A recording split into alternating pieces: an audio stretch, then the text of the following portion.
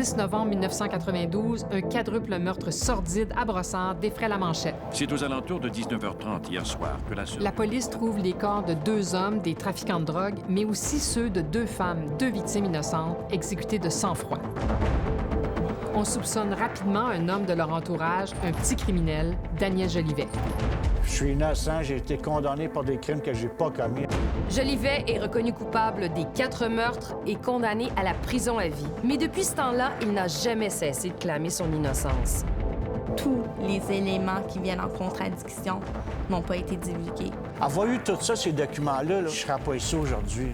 Même s'il soulèverait un doute, moi, dans ma tête, il n'y a pas de doute. Isabelle Richer et Joanne Bonneau réexaminent le procès, retrouvent des témoins et analysent des preuves récemment obtenues qui pourraient jeter un nouvel éclairage sur cette affaire. S'agit-il d'une erreur judiciaire? Bienvenue à Enquête.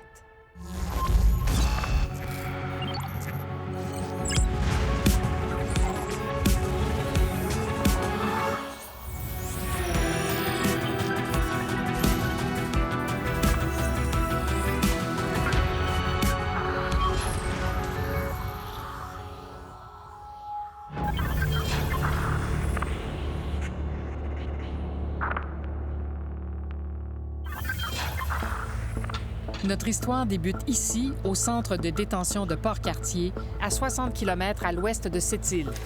Nous avons rencontré Daniel Jolivet. Bonjour. Bien oui, Isabelle Richer. Je suis contente de vous rencontrer. Vous ne devez pas avoir beaucoup de visites ici, hein? Vous êtes ma seule visite depuis plusieurs années. Ça fait combien de temps que vous êtes en prison, Daniel? Depuis le 14 novembre 1992. Moi, bientôt, ça va faire 25 ans, oui. Depuis 25 ans, Daniel Jolivet maintient qu'il n'est pas coupable, que la preuve qui pouvait l'aider lui a été cachée. Je suis innocent, j'ai été condamné pour des crimes que j'ai pas commis. En 1994, il y a eu des témoins qui sont parjurés en cours. On a la preuve de ça aujourd'hui. Avoir eu tout ça, ces documents-là, je ne serais pas ici aujourd'hui. Je serais dehors, puis tout, je mènerais ma vie.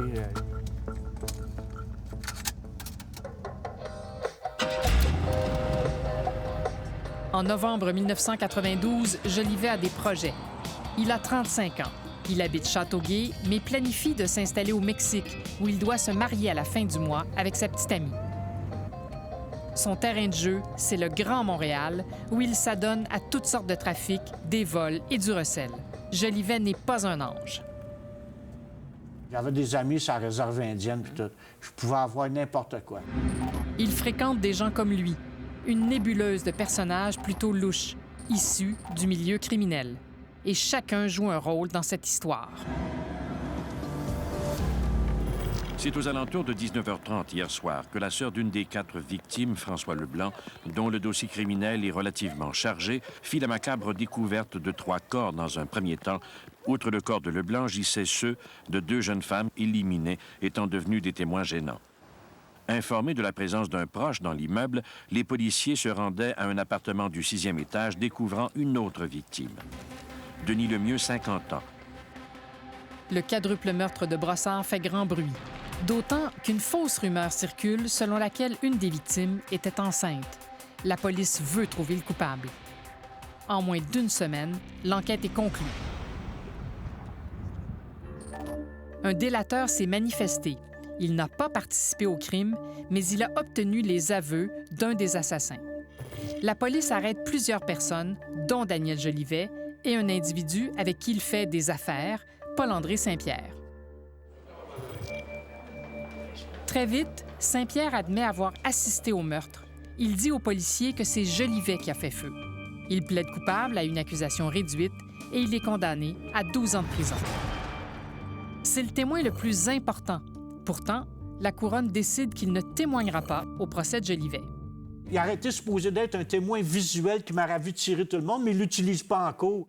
Au procès, le procureur dira ceci au juge pour expliquer sa décision. Saint-Pierre, c'est vrai que j'aurais aimé ça le faire témoigner parce qu'il place Jolivet derrière la mitraillette. Sauf que c'est le seul bout de son témoignage qui a la moindre crédibilité. Le reste est un tissu de mensonges. À l'époque, les procédures vont vite. 1 mois après le crime, on tient déjà l'enquête préliminaire. En décembre 1992, à Longueuil, c'est le célèbre criminaliste Léo-René Maranda qui représente l'accusé. On a une preuve vaguement circonstancielle. Léo-René Maranda, il l'a dit à moi-même. Je pense pas que c'est toi qui as fait ça. Parce qu'il dit, si je penserais que ça serait toi, il dit, je te défendrai pas. J'ai dit, OK, parfait. Le témoin principal de la poursuite est finalement le délateur Claude Riendeau, un ancien policier déchu, devenu criminel. Voici des extraits tirés des témoignages à la cour. Je vivais du fruit de la drogue. J'achetais, je revendais. Un délateur, c'est un témoin que la cour qualifie de taré, car il reçoit un avantage contre son témoignage. D'autant plus que Riendeau a déjà été délateur dans le passé. L'avocat attaque sa crédibilité. Vous saviez très bien que vous étiez pour être appelé à témoigner. Il s'agissait juste d'établir les modalités, à quel prix vous vendiez votre témoignage. Léo-René Maranda, c'est un fin renard, ce gars-là. Maître Maranda talonne la poursuite pour obtenir toute la preuve. Mais avant le procès, il est forcé de se récuser pour cause de conflit d'intérêts. C'est l'avocat Ronnie McDonald qui le remplace auprès de Jolivet. Il a accepté de nous parler au téléphone. Compte tenu du professionnalisme de Maître Maranda, je pense qu'il avait été rassuré de la part de la couronne à l'effet que le dossier qu'on lui avait remis était le dossier au complet, finalement. Comment vous décririez l'ambiance qui régnait dans ce procès-là? C'était une ambiance très lourde. Vous savez, quand un avocat représente un accusé qui est accusé de meurtre, on est contre la machine. Hein? La machine, c'est l'État et ses moyens importants. Enquêteurs, témoins experts, somme d'argent pour amadouer les délateurs. Quand un délateur vous amène vers des suspects, on doit faire encore plus de vérifications, on doit faire encore plus attention. On prend ce qu'il nous donne et à partir de ça, on va faire des vérifications. On va aller chercher de la corroboration pour les éléments qu'il va nous amener. Mais ça, il faut que ça soit complètement indépendant, soit des preuves matérielles ou des témoins. On va aller corroborer tout ce qu'il va nous dire. Au procès, le délateur raconte ce qu'il sait des activités de Jolivet la journée des meurtres. J'ai rencontré M. Jolivet la première fois le 9 novembre à la Cage au Sport, sur la rue Concorde, à Ville-de-Laval. Autour de la table, François Leblanc et Denis Lemieux, qui, sans le savoir, vivent leurs dernières heures. François Leblanc est un vendeur de drogue et il fait du recel. Denis Lemieux est un trafiquant de stupéfiants bien installé et un ami de longue date de Daniel Jolivet. Le délateur est allé les rencontrer. C'était concernant un montant d'argent de 8 000 $. Eux nous avaient avancé ce montant d'argent-là pour une cargaison de laveuses à vaisselle et sécheuses volées. La cargaison a été saisie par la police et Riendeau a une grosse dette envers Leblanc et Lemieux. Il jure qu'il va les rembourser. Justement, il prépare un nouveau coup, le vol d'une cargaison de fruits de mer. Leblanc a 2 kilos de cocaïne à vendre. Si Riendeau a des acheteurs, il pourrait se renflouer. Daniel Jolivet et son partenaire, Saint-Pierre, se joignent à la discussion. Selon le délateur, il y a de la tension entre Leblanc et Jolivet. Jolivet propose d'aller récupérer des mitraillettes qu'ils appellent des balayeuses dans leur jargon. Les armes serviront à faire le vol pour rembourser les 8 000 $. Direction rue d'Iberville, où se trouve une cache d'armes. C'est à ce moment-là qu'il dit « On va aller se rencontrer au motel Nitolo. On va louer une chambre, puis on discutera de ça. » Le groupe se rend donc dans un motel de l'ouest de Montréal. Dans une des chambres, les 4 hommes vérifient le fonctionnement des armes. On cherche des acheteurs pour les 2 kilos de coke et on en consomme, sauf Jolivet. Selon Riendeau, Jolivet est enragé contre François Leblanc. Il teste les armes en tirant plusieurs rafales dans le matelas. Le ton très agressif. On va leur régler leur cas. On va leur arranger le portrait. Faut pas attendre, faut y aller tout de suite. Les policiers corroborent cet événement raconté par le délateur. Il y a eu l'utilisation des armes à feu qui ont servi dans un motel il avait tiré des coups de feu dans les matelas, c'est d'aller chercher ces éléments-là, chercher ces preuves-là avec des techniciens en scène de crime. Ensuite, les hommes se séparent, mais Riendeau dit que Jolivet l'appelle plusieurs fois pour lui parler de Leblanc et il semble déterminé à en finir avec lui.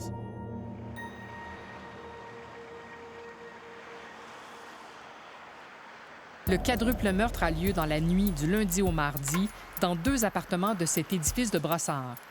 Les corps ne seront découverts que le mardi soir. Le délateur n'est pas témoin des meurtres, mais il raconte au jury que le mardi matin, avant même la découverte des corps, il prévient un policier, car il est inquiet. Il faudrait que je te parle. Il y a quelque chose qui se passe. Prends ça en note, là. Les noms de Lemieux et Leblanc. Je m'en vais déjeuner à Pointe-Saint-Charles avec Jolivet. Il se rend au restaurant Barabé à Pointe-Saint-Charles pour le petit déjeuner. Vers 9h15, il déjeune, attend Jolivet qui n'arrive pas. Il lui téléphone à nouveau. Finalement, Jolivet arrive, portant le chapeau que sa fiancée mexicaine lui a offert. Un chapeau comme Clint Eastwood, là. Ça fait qu'il s'assied à ma droite, commande son déjeuner. Moi, je continue de prendre mon café. Il se revire de bord, il me regarde, puis il me dit « Ouais, c'est réglé, je les ai tués. Tu leur dois plus 8000 $. La dette que vous aviez pour la vanne saisie. À la grande surprise de l'avocat de la défense, on appelle la serveuse du restaurant à la barre. Elle dit avoir servi les 2 hommes le mardi matin, 10 novembre. Ils ont déjeuné, puis ils sont partis tout de suite après qu'ils ont déjeuné. Et elle était dommageable pour votre client? Excessivement dommageable, parce que Mme Lalonde est le seul témoin qui venait d'une façon directe corroborer les prétentions du délateur, M. Riendeau. Qui a payé la facture? C'est le monsieur, là. Quand vous parlez de ce monsieur-là, vous parlez de l'accusé? Oui. La serveuse identifie Daniel Jolivet. Elle évoque même son chapeau. Elle dit l'avoir reconnu sur une photo montrée par les policiers peu de temps après le meurtre. On présente au jury un croquis de la scène de crime au premier étage. Le pathologiste dit que les 3 victimes de cet appartement sont mortes entre 21h30 et 2h30 du matin. Ensuite, le ou les assassins sont montés au 6e étage chez Denis Lemieux. Je suis incapable de dire combien de temps après, mais il est de mon opinion que Denis Lemieux a été tué après les autres. Lors de perquisitions, on a trouvé des armes à feu cachées par Jolivet, le même calibre qui a tué les victimes, mais l'expert en balistique ne peut pas les relier au crime. L'arme du crime n'a jamais été retrouvée, ni les 2 kilos de coke qu'on essayait de vendre cette journée-là. On a aussi trouvé quelques milliers de dollars sur Jolivet.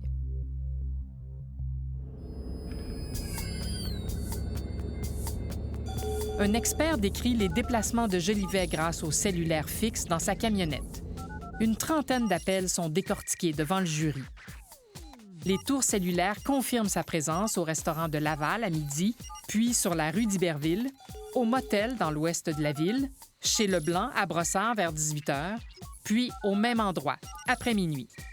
On a fait faire la triangulation avec des techniciens de Bell à l'époque et puis tout ça. Et ils sont allés dans la bâtisse, dans les appartements des victimes. Ils ont fait les tests eux autres mêmes. Les policiers ont refait le trajet à bord du camion de Jolivet. Leurs appels sont captés par les mêmes tours cellulaires. C'est le coup de grâce. Ça mettait mon client sur les lieux du crime ou à proximité des lieux du crime. La défense appelle un seul témoin, la femme de Denis Lemieux, l'une des victimes, qui explique au jury que Daniel Jolivet était un ami de son mari et qu'il n'a pas pu le tuer. Plutôt mince comme défense. L'accusé Jolivet ne témoigne pas. Sa version des faits n'a jamais été entendue. C'est un choix stratégique qui lui sera reproché plus tard. C'est vrai que ce soir-là, j'y étais chez François puis Denis. C'est vrai que j'étais en possession d'armes. C'est vrai que j'étais un bandit. Mais ça a corroboré plein d'affaires de rien d'autre. Ça posait bien trop de risques de témoigner. Oui, c'est ça qui vous a fait comprendre, votre effectivement, avocat. en plein ça. Tout repose donc sur le témoignage d'un délateur appuyé de preuves dites circonstancielles. On n'a jamais trouvé l'arme du crime. Il n'y a aucune empreinte de la part de M. Jolivet, aucune preuve d'ADN. Je ne voyais pas comment un jury de 12 personnes pouvait en arriver à la conclusion que mon client était coupable lors de tout le tribunal. Le jury délibère. 3 jours plus tard, le verdict tombe. Daniel Jolivet est coupable des 4 meurtres et condamné à la prison à vie sans possibilité de libération avant 25 ans. Malgré le verdict, Daniel Jolivet reste inébranlable. Il dit que ce n'est pas lui qui a commis ces meurtres. Après la pause, son véritable combat commence.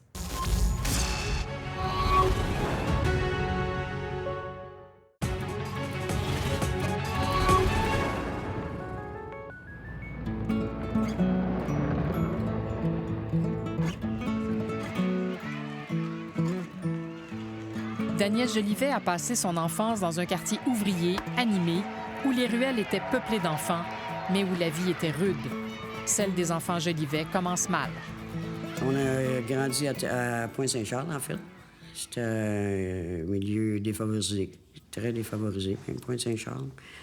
Puis avec une mère monoparentale qui faisait son possible avec 2 enfants assez difficiles. Ça a été dur. Elle était sévère, hein? Les autres, ça marchait à coups de strap, là, puis c'était tout le temps comme ça. Là. Diane, c'est la sœur cadette de Daniel Jolivet. On était 2 complices, 2 frères. Il n'y avait rien pour nous séparer, en fait, à part les fois qu'il s'est fait placer, puis Mont-Saint-Antoine, puis toutes ces affaires-là. Vous étiez proches en âge, donc vous faisiez des On faisait des mauvais coups ensemble. Daniel Jolivet fait des petits vols, puis des crimes plus graves. Il entre et sort de prison régulièrement. Il a été voleur, mon frère. C'était un voleur. Oui, il s'est fait prendre plusieurs fois. Daniel est un petit délinquant. À cette époque, sa sœur, elle, consomme des stupéfiants. Même s'il désapprouve sa consommation, Daniel ne la laisse pas tomber. Elle me donnait de l'argent, mais pas trop d'argent, parce qu'elle avait peur que j'aille consommer. À la place, il m'achetait de l'épicerie. Dans ces années-là, dans le temps que je consommais. Le petit délinquant devient un criminel de carrière. Vol, fraude, recel, son casier criminel se remplit. Jamais de violence, jamais pour tuer personne. J'étais un voleur, j'étais un receleur, moi. J'étais pas un assassin. Il était même pas capable de se battre, le plus jeune. Là. Tu sais, c'est pas un violent. C'est pas un violent, pas en tout, là. Jolivet est bien décidé à faire renverser le verdict de culpabilité. En 1998, la Cour d'appel lui donne raison. En mai 98, la Cour d'appel du Québec ils ont ordonné un nouveau procès. En 2000, la Cour suprême, ils ont cancellé le nouveau procès. Alors, pendant toutes ces années-là, vous n'avez jamais changé d'idée, vous vous êtes jamais dit « Ah, puis tant pis, je lance la serviette ». Jamais. Non. J'ai tout le temps cherché je fais des demandes d'accès à l'information, demandé de l'aide à tout le monde. J'ai écrit des lettres à des universités, des différents gros noms d'avocats, puis j'ai reçu certaines réponses qui me disaient je suis bien sensible à votre cause, mais je suis trop occupé, puis c'est ci, puis c'est ça. Puis il y a juste l'aide juridique de Montréal, puis l'IDA qui m'ont répondu. Ici, on a la parade d'identification. Lida Sarah Nouret, aujourd'hui avocate de la défense, entend parler de la cause de Jolivet en 2002. L'Université de Toronto avait fait une conférence sur le projet Innocence, puis ils ont expliqué qu'au Québec, il faudrait avoir des projets Innocence parce qu'il n'y avait pas assez de monde qui prenait les dossiers francophones. Donc, j'étais étudiante à cette époque-là. Je suis revenue à Montréal avec tout mon courage. J'ai dit, ça y est, on part le projet Innocence au Québec. Le projet Innocence, né en 1992 aux États-Unis, vient en aide aux prisonniers qui estiment avoir été injustement condamnés. Dans les années subséquentes, les nouvelles techniques d'analyse de l'ADN bouleversent les méthodes d'enquête et permettent d'innocenter des centaines d'accusés. Depuis, plus de 350 condamnés américains ont été exonérés. Au Canada, on parle de 21 personnes. Les cas les plus célèbres, David Milgaard, accusé en 1969, acquitté en 1992.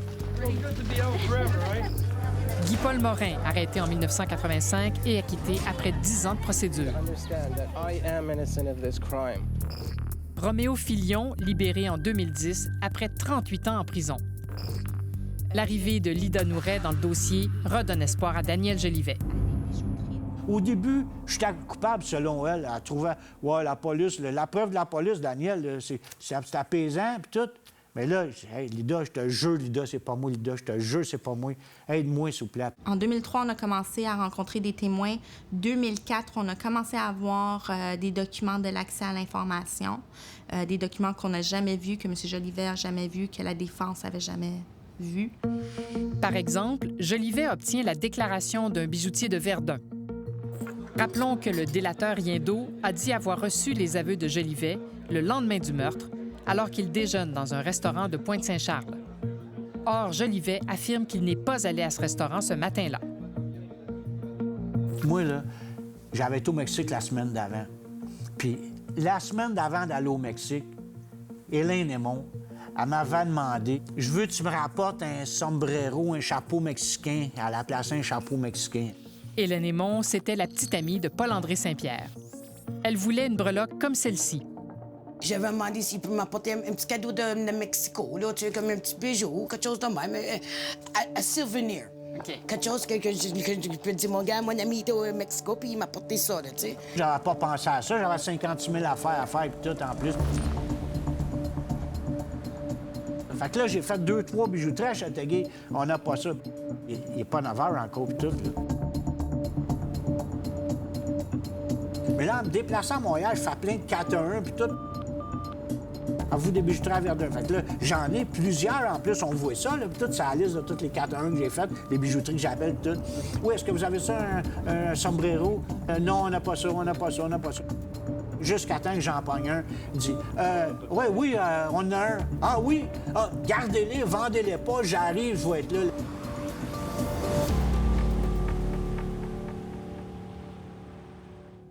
Le bijoutier déclare aux policiers: J'ai reçu un appel d'un individu qui voulait savoir si j'avais un chapeau mexicain. Il était tôt le matin. Il voulait venir tout de suite en avant-midi. Nous lui avons offert de l'emballer. Il n'a pas voulu pour ne pas que le bijou ressemble à un bijou acheté ici. Mon employé m'a dit qu'il portait probablement un chapeau et il ressemble au monsieur sur une des photos que vous me montrez. Et il désigne la photo de Jolivet. Le bijoutier s'appelle Georges Bossé, celui qui deviendra maire de Verdun. C'est sûr que les policiers savaient qu'ils appelaient des bijoutiers parce qu'ils sont allés rencontrer un des bijoutiers qui a appelé. Donc, ceci démontrait, encore une fois, que c'est impossible qu'ils soient à deux places en même temps et qu'ils n'étaient pas au déjeuner. Nous avons parlé à Georges Bossé, mais 25 ans plus tard, il n'a pas de souvenir de l'événement. Ça fait partie des difficultés dans ce genre de dossier. Une deuxième déclaration mène l'équipe de Lida Nouret vers un autre témoin. Une femme arrêtée dans la semaine qui a suivi le quadruple meurtre. Son petit ami de l'époque gravitait autour du groupe criminel de Paul-André Saint-Pierre. Elle demeurait à Pointe-Saint-Charles au début des années 90. Elle a refait sa vie ailleurs. Nous l'appellerons Louise. Elle raconte un épisode qui s'est déroulé dans la nuit du meurtre. Vous êtes dans un bar avec votre conjoint de l'époque. Qu'est-ce qui se passe à ce moment-là? Bien, Gordy, dans ce temps-là, on avait les Pagettes. Fait qu'il a reçu un appel par Pagette. Fait qu'il dit je m'en vais faire une commission, puis je reviens. Donc, il était minuit et quart, là. Puis finalement, il est revenu, il était 3 heures moins quart. Ouais, le Lascar, là, c'est ça, le Lascar, il venait d'être annoncé. 3 heures d'absence, exactement aux heures entourant le quadruple meurtre.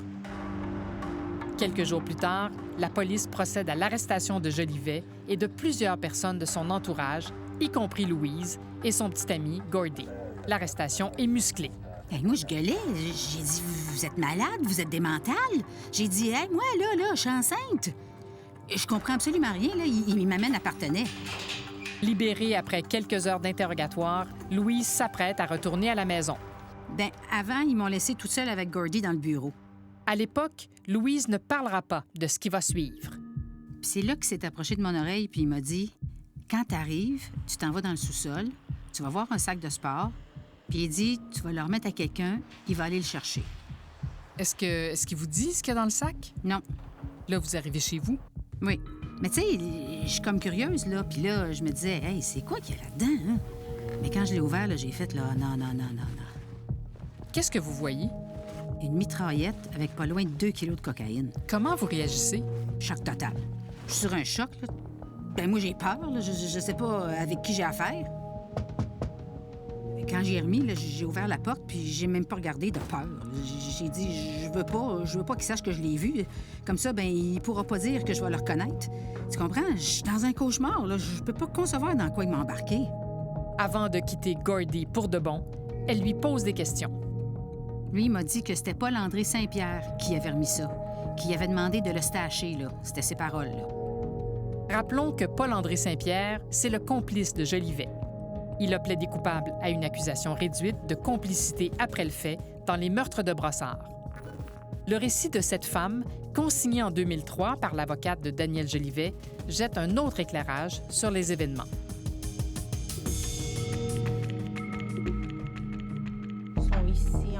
C'est entre autres avec ces éléments en main que Lida Nouret et Jolivet font une demande au groupe de la révision des condamnations criminelles, le GRCC. Il s'agit d'un comité spécial qui examine les dossiers classés par la justice lorsque les condamnés soutiennent être victimes d'une erreur judiciaire. C'est le devoir du groupe de révision de les évaluer et de dire à la toute fin, est-ce que c'est suffisant, ça, pour avoir un impact, ou ça aurait pu avoir un impact sur la finalité du procès? En 2007 et 2008, les demandes de Jolivet sont refusées. Le GRCC trouve que la déclaration du bijoutier est très vague. L'histoire du témoin qui aurait découvert un sac avec une mitraillette a été vue comme étant non plausible. Selon le groupe de la révision des condamnations, les nouveaux documents obtenus par Jolivet n'ajoutent rien. Jolivet tente de refaire son procès alors qu'une demande de révision exige des nouveaux faits. Et des nouveaux faits, le GRCC n'en voit pas. Il souligne que Jolivet n'a pas témoigné pour sa défense. S'il désirait démontrer son innocence, Jolivet aurait bénéficié de l'occasion lui revenant de témoigner en sa faveur. Plusieurs remarques du GRCC ont fait sursauter le criminaliste très respecté que nous avons consulté. Le droit au silence, ça déplaît à bien du monde, mais c'est un droit fondamental protégé par la Constitution pendant l'enquête de police, pendant le procès. On demande à l'accusé de ne pas refaire le procès dans la révision, mais ceux qui analysent doivent faire la même chose. Et puis, le GRCC fait cette remarque étonnante. Jolivet n'a offert aucune preuve scientifique réfutant que la mitraillette qu'il avait en sa possession a mené à la mort de 4 personnes. L'accusé n'est pas obligé de faire entendre des experts. Et lui reprocher de ne pas l'avoir fait, à mon avis, c'était très déplacé. Et ça pouvait fausser l'analyse. Mais, faut-il le rappeler, l'arme du crime n'a jamais été retrouvée. On peut se demander si ceux qui ont étudié la demande de révision connaissaient vraiment tous les faits du dossier.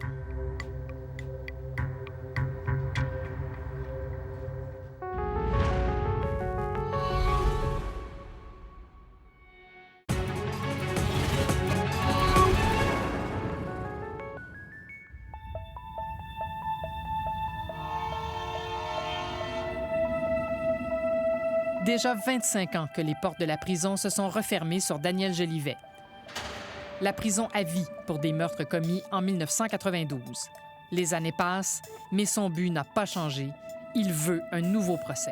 Je vais être exonéré devant un juge ou des jurés peut-être qui disent « Vous êtes acquitté de ces accusations. » Mais si on retire les accusations, c'est encore mieux. Non, c'est pas bon. Mais si on les retire, ça veut dire qu'on n'a pas de preuves. Non, non. Mais pourquoi, après avoir purgé 25 ans obligatoires, ne peut-il pas sortir? Parce qu'une sentence vie qui n'accepte pas sa sentence et qui nie n'a aucune chance de passer aux libérations conditionnelles. Michel Donne est un ancien avocat qui a été condamné pour le meurtre de son associé en 1981. Réhabilité, il a accompagné des détenus purgeant de longues peines. Il connaît bien le processus d'acceptation de la culpabilité. Quand quelqu'un arrive en prison avec une sentence vie, c'est clair qu'il doit faire un deuil. Alors, il y a le déni, premièrement, alors on ne veut pas accepter ça. Ensuite, il y a la colère, il y a le marchandage, la dépression et enfin l'acceptation. Et à la fin de cette phase d'adaptation-là, quand le gars a réussi à accepter sa sentence, qu'il a accepté la responsabilité de son geste, alors là, il peut faire les programmes qui vont l'amener un peu plus loin dans le processus de sa sentence. Mais cette période d'adaptation-là, elle peut durer quand même entre 2 et 10 ans, et il y a même des gens qui la traversent pas. Michel Dunn a purgé 18 ans de prison. Il a nié sa culpabilité pendant des années. Il a même écrit un livre pour clamer son innocence. Moi, j'ai nié mon délit pendant 7 ans. Et c'est exactement ce qui s'était passé. En fait, le procès auquel moi j'ai été confronté, je sais pas, ça avait aucune allure, là. Les policiers ont menti, les médecins spécialistes ont menti, le chimiste a menti, l'expert en balistique a menti. Et ça, moi, je me suis insurgé contre ça. C'était ça mon combat. Mais j'oubliais que moi aussi, j'avais menti. Jolivet est-il enfermé dans un mensonge? Il jure que non et continue de nier sa culpabilité. Qu'est-ce que c'est l'impact pour quelqu'un qui nie éternellement? S'il pogne 10 ans, il va faire son 10 ans. Mais pour une sentence vie, ça ne finit jamais. Alors, il ne sortira pas de prison. C'est un impact catastrophique, là. À moins qu'il réussisse, comme je l'ai dit, à prouver l'innocence, ce qui n'est pas toujours le cas. Contre toute attente, en 2016, Jolivet reçoit encore une fois de la preuve non divulguée. Le groupe de la révision des condamnations accepte alors de revoir sa demande pour une 3e fois.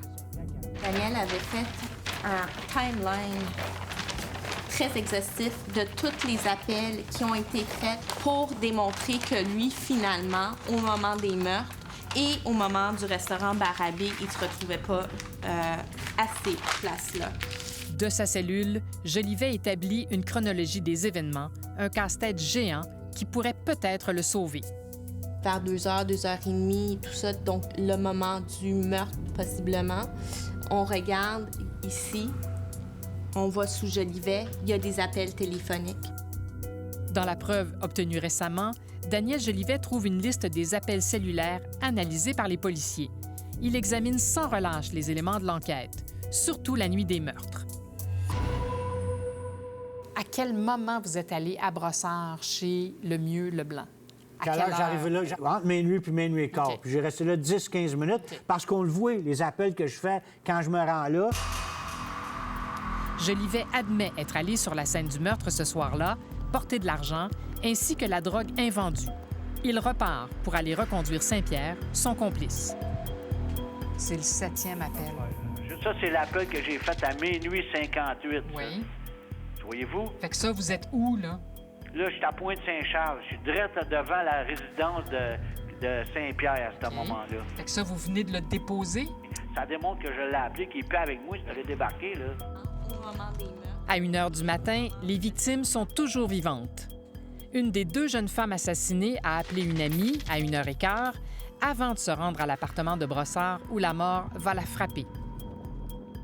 Au 6e étage, Denis Lemieux est lui aussi au téléphone. Denis Lemieux, à 1h37, il est visiblement encore vivant. Des déclarations des voisins de l'immeuble de Brossard parlent de bruit autour de 2h du matin.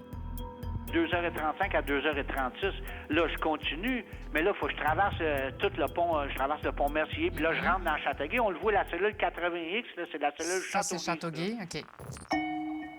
Nous avons étudié le témoignage de l'experte en téléphonie et les cartes déposées lors du procès. Les relevés des tours cellulaires ne confirment pas la version de Jolivet, notamment entre minuit 30 et 2h20 cette nuit-là.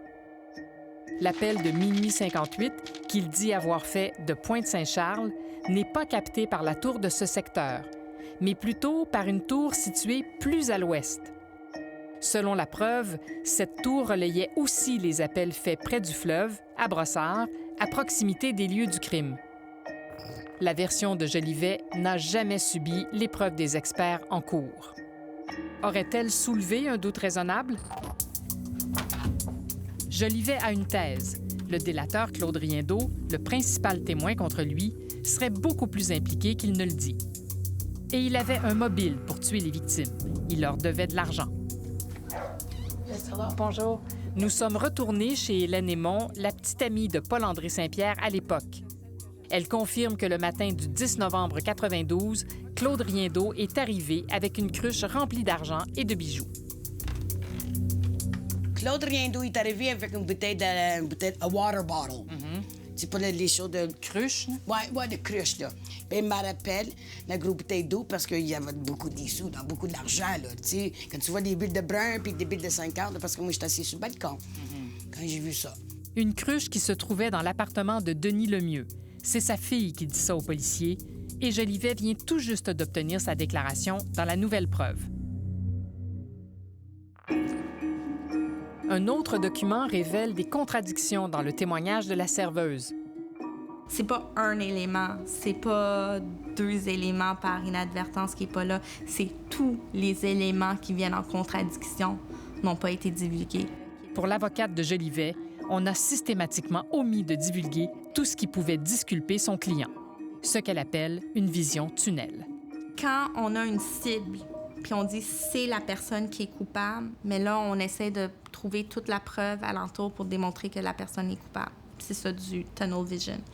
Puis je pense que c'est ça qu'est-ce qui est arrivé dans ce dossier-là. Et pourquoi vous pensez qu'ils avaient ciblé Jolivet à tout prix? Monsieur Jolivet, c'est pas la personne qui est blanche comme neige puis qui a jamais eu de démêlé avec la justice. Isabelle, Joanne, quand on parle d'erreur judiciaire, immédiatement, on se demande, bon, est-ce qu'il les a tués, oui ou non? On peut s'interroger sur ce que ça veut dire, d'ailleurs, être victime d'erreur judiciaire, parce qu'il n'y a pas que la notion de culpabilité qui entre en ligne de compte. Non, effectivement, c'est une notion qui est beaucoup plus large que ça. Et d'ailleurs, la notion de non-divulgation de la preuve, ça entre là-dedans. Parce que pour garantir le caractère, comme on dit, juste et équitable d'un procès, il faut que l'État fournisse toute la preuve contre un accusé pour lui permettre de se défendre. Vous poursuivez votre enquête après la pause et vous donnez la parole à d'autres personnes concernées par la démarche de Daniel Jolivet. Après la pause, le point de vue des familles des victimes.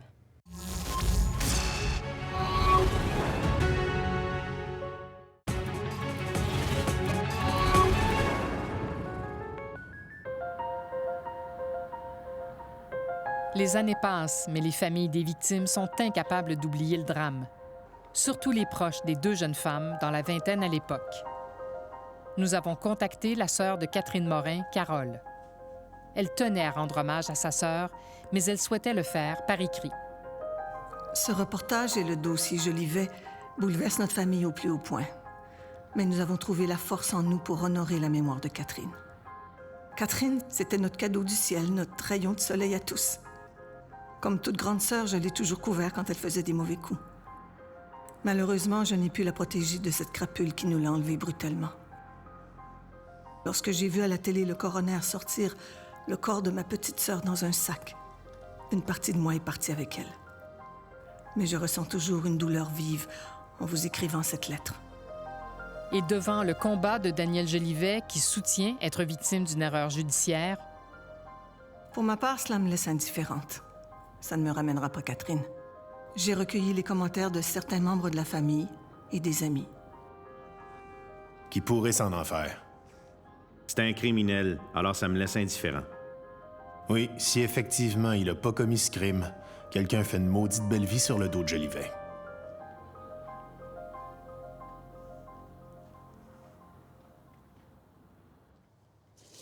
Le policier à la retraite, Jacques Saint-Pierre, qui a contribué à l'enquête, est encore convaincu, 25 ans plus tard, que Jolivet est coupable. Je suis convaincu, c'est clair dans ma tête, que c'est un des auteurs de ces quadruples meurtres-là. Même s'il soulèverait un doute, moi, dans ma tête, il n'y a pas de doute. C'est aujourd'hui presque impossible de savoir avec certitude ce qui s'est vraiment passé cette nuit-là. Mais une chose semble établie, Daniel Jolivet n'a pas reçu toute la preuve au moment du procès, ce qui est un élément essentiel pour obtenir un procès juste et équitable. Des notions qui ont l'air bien théoriques, mais qui nous interpellent quant au système de justice qu'on souhaite avoir. La communication de la preuve, ça rentre dans le concept de procès équitable. La question n'est pas de savoir s'il est factuellement coupable. La question est de savoir, est-ce que le procès était équitable et si, en quelque part, quelqu'un décide qu'on n'a pas joué franc jeu, qu'on n'a pas respecté les normes, mais c'est le verdict qui est entaché, puis on doit annuler le verdict. Qui a omis de divulguer de la preuve à la défense? Il y a eu beaucoup de monde de rencontrer, ça oui, il y en a eu beaucoup de monde. Maintenant, les déclarations, toutes les déclarations qui ont été prises, c'était tout au dossier. Ça a été transmis au procureur. Maintenant, si c'était pas pertinent de les donner à la défense, ça, c'est pas nous autres qui jugeaient ça. C'était le procureur. Le procureur de l'époque est décédé. L'avocate de Jolivet a voulu consulter le dossier de la poursuite pour savoir ce qu'il contenait, mais étrangement, le dossier a disparu. Le temps qui passe rend les démarches plus compliquées.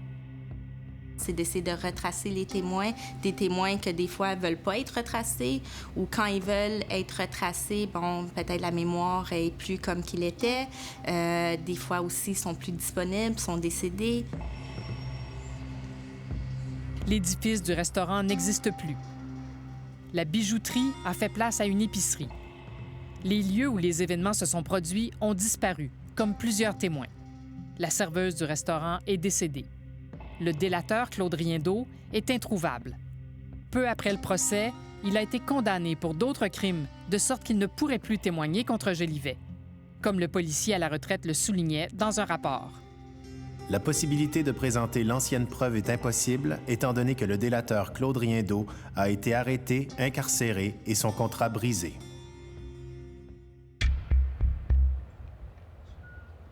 Puis personne, là, tout, là, ma conjointe est décédée d'un cancer du poumon, ma mère est décédée d'un cancer, mon père est décédé d'un cancer. À part ma sœur, j'ai plus personne. Daniel Jolivet continue d'y croire et avec son avocate, il envisage d'autres avenues si Ottawa refuse encore une fois de rouvrir son dossier, mais il ne cache pas que la perspective de vieillir en prison commence à l'effrayer. Ça va, Isabelle? Bonjour. Merci.